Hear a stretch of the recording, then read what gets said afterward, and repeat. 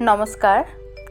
আজ পড়ব শ্রী শ্রী রামকৃষ্ণ কথামৃতের দ্বিতীয় খণ্ডের কিছু অংশ।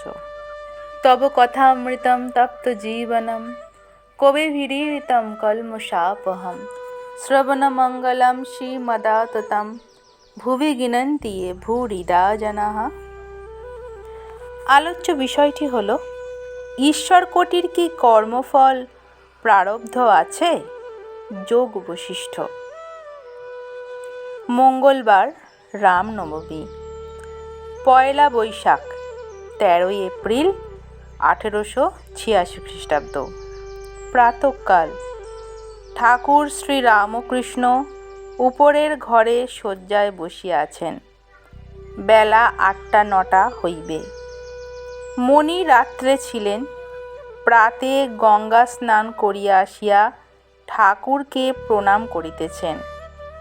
রামদত্ত সকালে আসিয়াছেন ও প্রণাম করিয়া উপবেশন করিলেন। রাম ফুলের মালা আনিয়াছেন ও ঠাকুরকে নিবেদন করিলেন। ভক্তেরা অনেকেই নিচে বসিয়া আছেন। 2-1 ঠাকুরের ঘরে আছেন।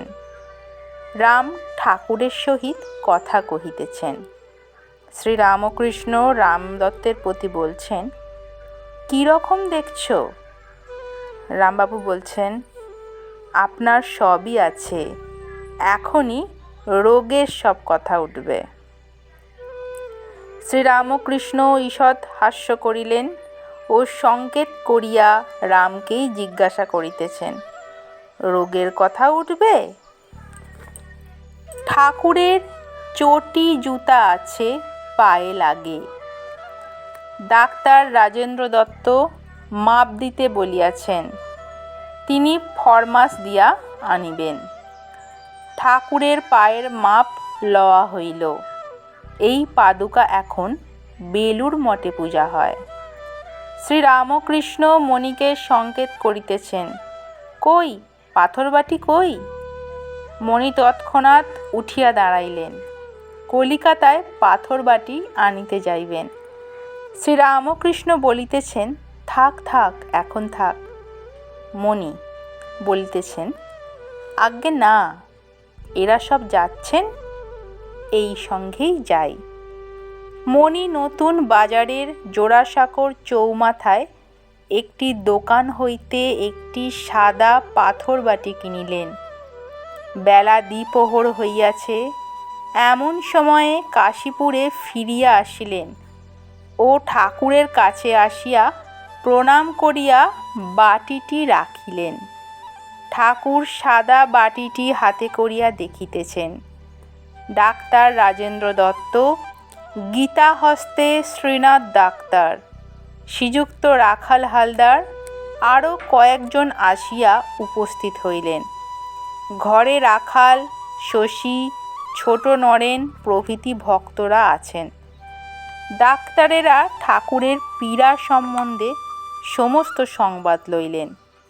শ্রীনাথ ডাক্তার বন্ধুদের প্রতি বলছেন, সকলেই প্রকৃতির অধীন, কর্মফল কেউ এড়াতে পারে না, প্রারব্ধ।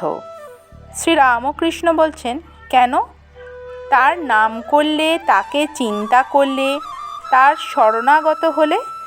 শ্রীনাথ বলছেন, আগে প্রারব্ধ কোথা যাবে? পূর্ব জন্মের কর্ম।